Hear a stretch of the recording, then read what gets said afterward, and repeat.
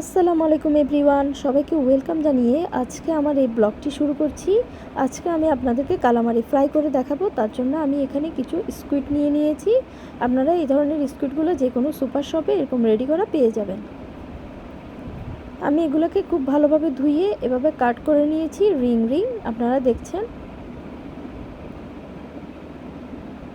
এখন এখানে আমি কিছু মশলা ইউজ করব। এখানে আমি মরিচ, গোলমরিচ, ম্যাগি মশলা আর লবণ পরিমাণ মতো দিয়ে দিব। আপনারা দেখছেন সব মশলাগুলো দেওয়া শেষ। এখন এটিকে খুব ভালোভাবে আমি মিক্স করে নিব।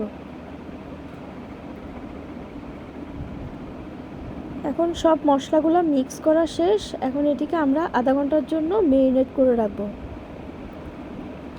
ফিরে এসেছি আধা ঘন্টা পর, আমাদের এটা ম্যারিনেট করা হয়ে গেছে। এখন একটি বলের মধ্যে আমি ময়দা নিয়ে নিয়েছি এবং অল্প একটু করে লবণ দিয়ে নিয়েছি এখানে।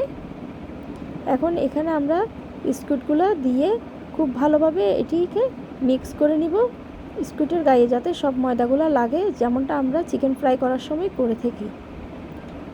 এখন একটি প্যানের মধ্যে আমরা কিছুটা তেল দিয়ে দিব এবং তেলটি গরম হওয়া পর্যন্ত আমরা ওয়েট করব। আমাদের তেলটি গরম হয়ে গিয়েছে। এখন আমরা একে একে এখানে সব স্কুইডগুলো দিয়ে দিব এবং গোল্ডেন ব্রাউন না হওয়া পর্যন্ত আমরা ওয়েট করব। আপনারা দেখছেন আমাদের কালামারিগুলো প্রায় গোল্ডেন ব্রাউন হওয়া শুরু করেছে। আমরা এরকম সেম প্রসেসিংয়ে সব কালামারিগুলো ফ্রাই করে নিব।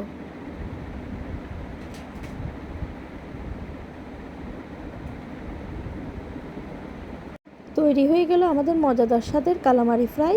আপনাদের কাছে কেমন লেগেছে আমার রেসিপিটি কমেন্ট করে জানাবেন। আজকের জন্য এতটুকুই, দেখা হবে অন্য কোনো নেক্সট ব্লগে। আল্লাহ হাফেজ।